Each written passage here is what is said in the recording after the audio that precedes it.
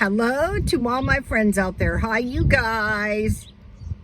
It's not too hot, but it's not too cold. This video is how to get through this recession or inflationary period, whatever they want to call it. They want to call it a trade war. They want to call it a pandemic, but it's really just a really bad recession. So this is the third one I've been through. And so the first one that I was pretty young. I was about 19. And what I realized, thinking back now, was not everyone was doing poorly during that recession at the beginning, but by the end, they started to lose everything.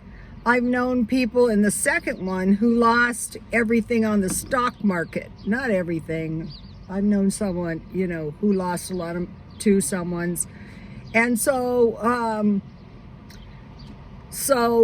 during a recession, you can be, at the beginning of it, you can be doing well, but by the end of it, not so good. During the housing crash, my mother-in-law was old, and the house lost its value by half, and it was hard to pay the bills. But she managed to get through life with the house. But by the time it was all said and done, it was really not much. So now this brings us to the third one, the third and the most treacherous one I have ever been through. And so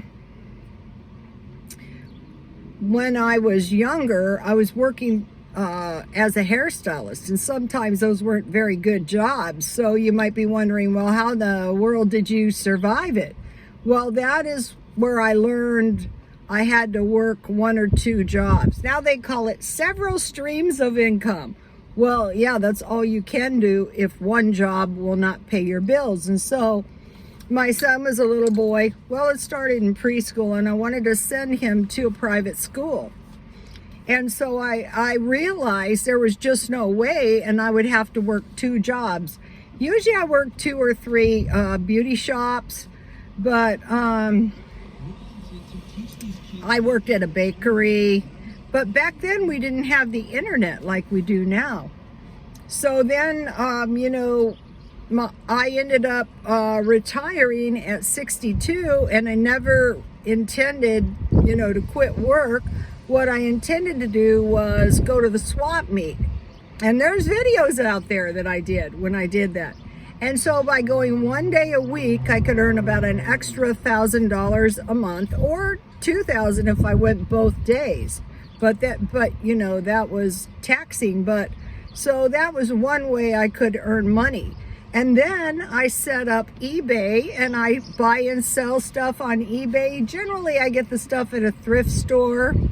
But I sell my junk too, like these lovely sunglasses are for sale. And a lot of times I just, wear the stuff, and if someone buys it, then, hey, let's see if my necklace is in here. Look, I was wearing my necklace and I broke it.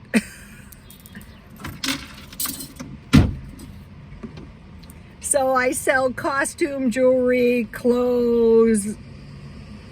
And so now I want to sell cookies on Etsy.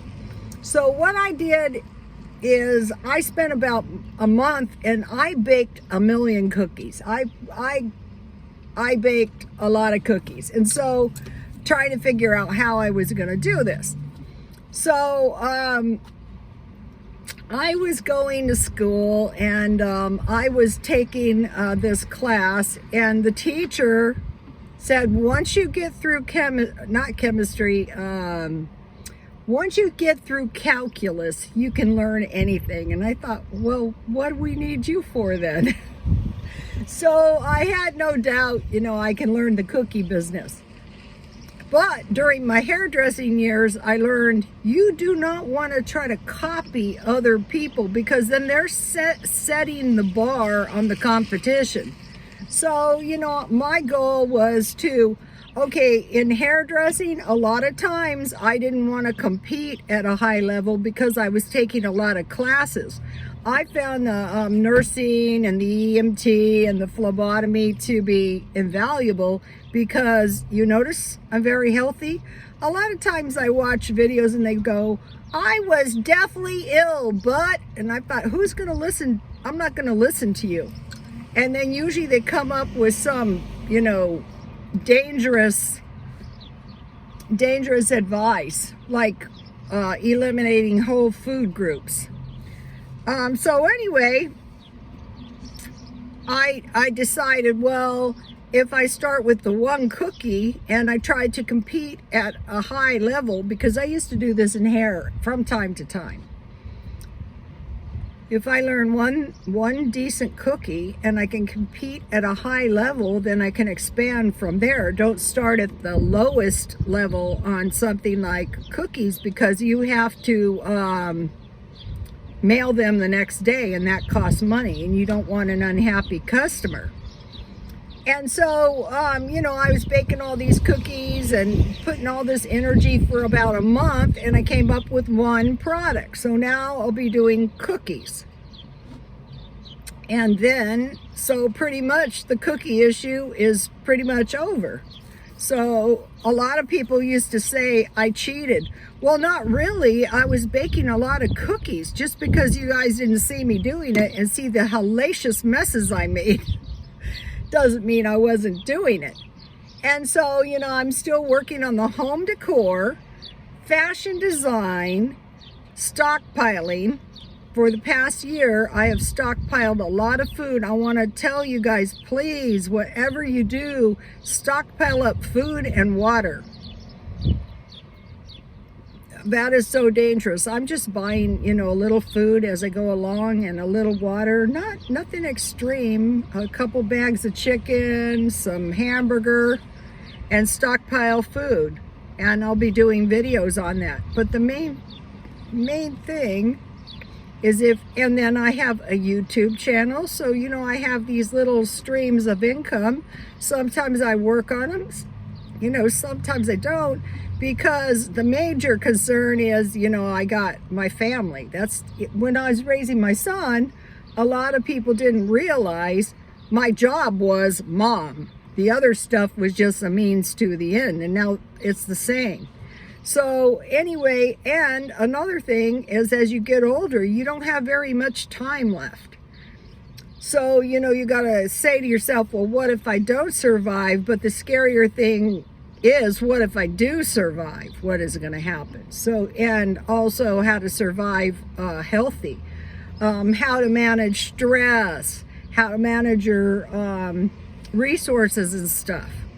And so, you know, and then the whole time I was doing all this, you know, I had to go to the self-help group, which took time. So, and I haven't been going since the pandemic. So, you know, I'm going to have to go back to that.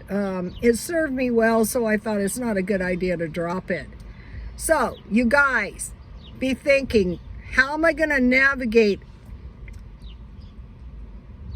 when it comes to inflation? You have to earn your way through it. So you have to try to earn a little bit more money somehow. It's very hard to save through it because everything is costing more. And another thing is they're predicting they're going to have climate lockdowns. So what they're saying now in Southern California, I got up this morning. You saw me. I was out there messing around with my little plants, and they were all wilted. And I'm up very late, and I watered them before I went to bed.